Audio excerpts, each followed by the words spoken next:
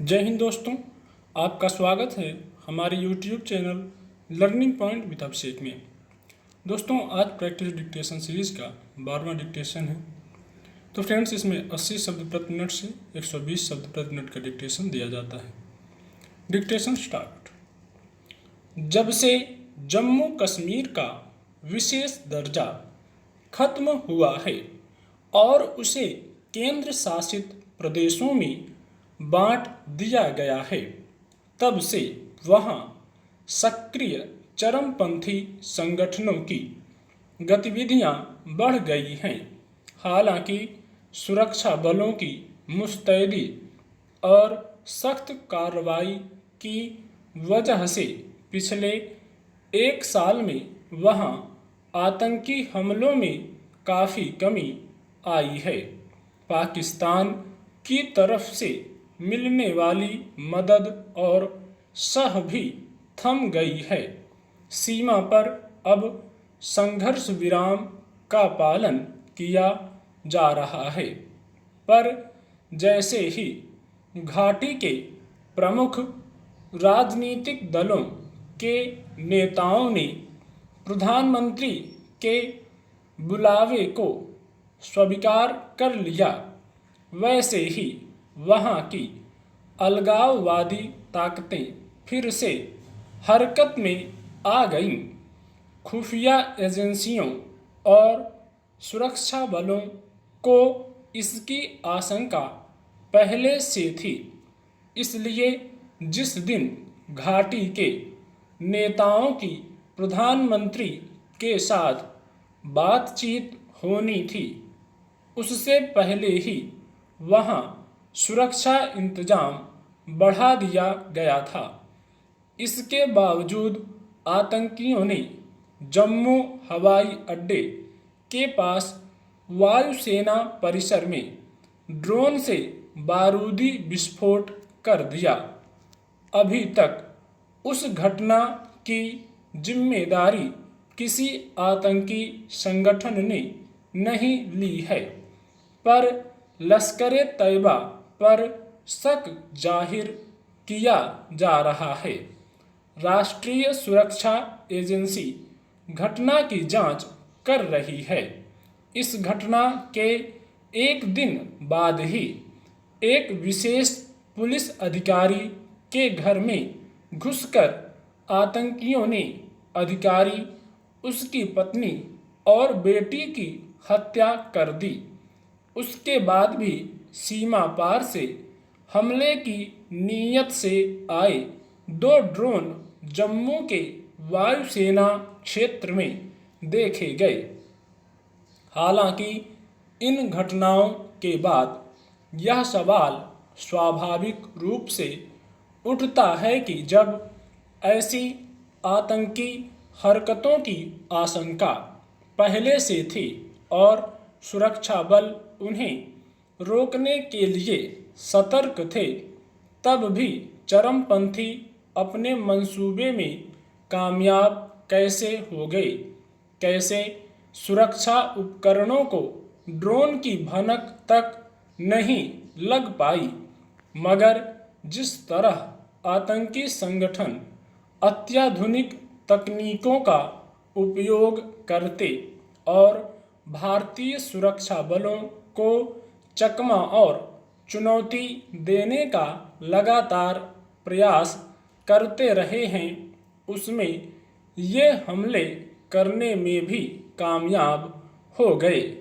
अभी घाटी से आतंकियों का पूरी तरह सफाया नहीं हुआ है और जो अब भी बचे खुचे हैं, वे ऐसी हरकतें करके अपना वजूद जाहिर करते रहते हैं। पाकिस्तान भी बेशक संघर्ष विराम का पालन करता दिख रहा है, पर सीमा पर उधर के आतंकी घात लगाए रखते हैं। उन्हीं ने ड्रोन हमला और विशेष पुलिस अधिकारी की हत्या की।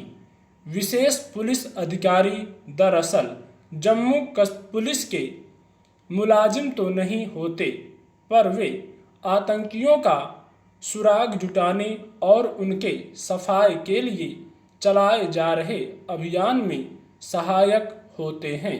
स्वाभाविक ही ये अधिकारी आतंकियों की आंख की किरकिरी बने रहते हैं।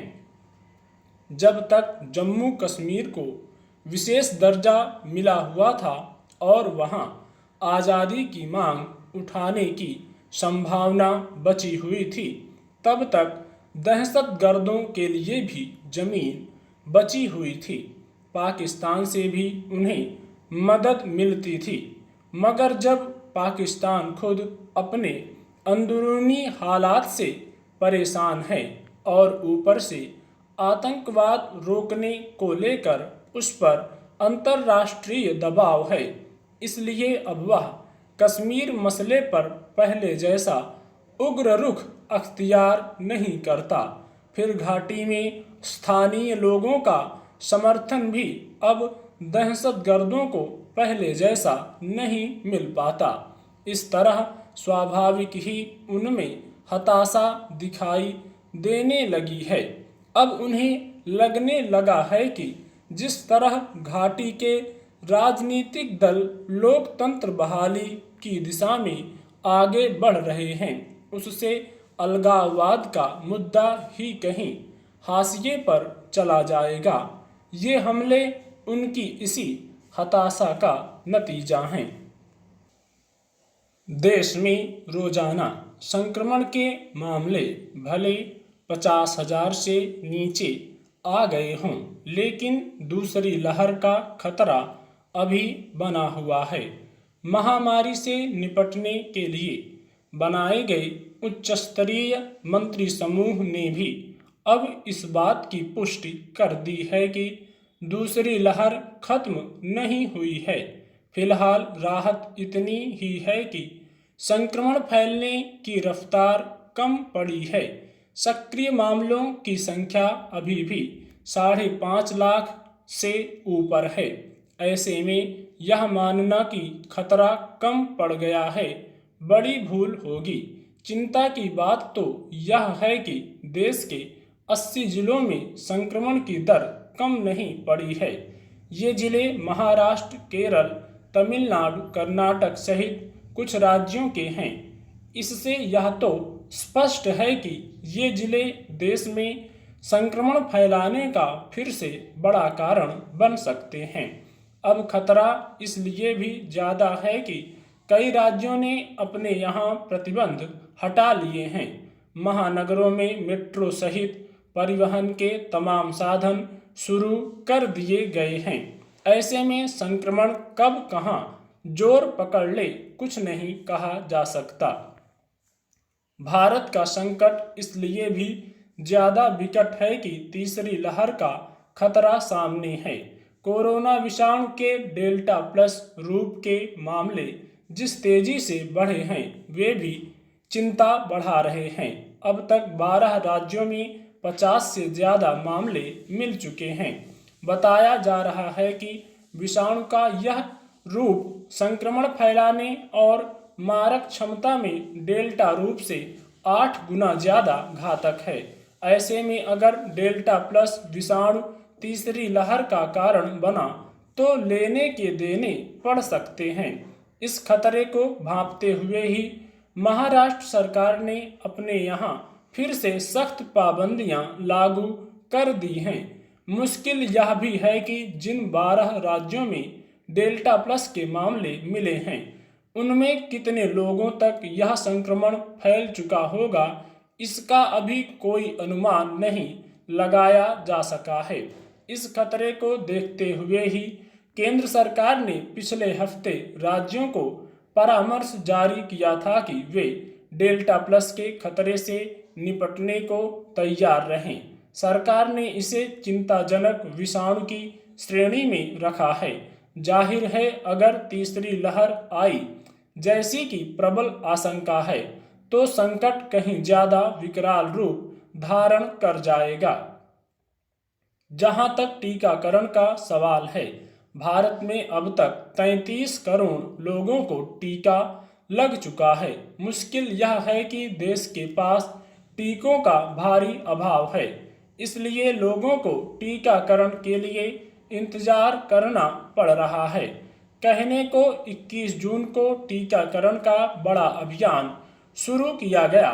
इस दिन 85 लाख लोगों को टीका लगाने का दावा भी किया गया, लेकिन उसके अगले ही दिन यह आंकड़ा बरकरार नहीं रखा जा सका।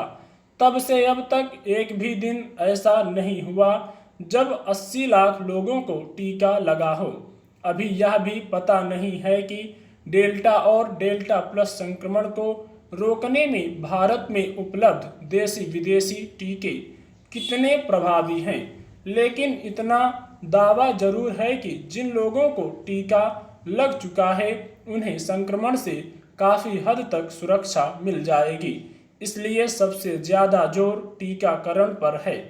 इस वक्त कोरोना विषाणु में सैकड़ों बदलाव देखे जा चुके हैं, इसलिए दुनिया में जितने भी टीके हैं उनका प्रभाव सामने आने में वक्त लगेगा। ऐसे में सिर्फ एक ही उपाय है कि टीकाकरण के बाद भी दोहरे मास्क और हाथ धोने सहित बचाव के सारे उपाय हों, तभी हम महामारी से जीत पाएंगे। स्टॉप।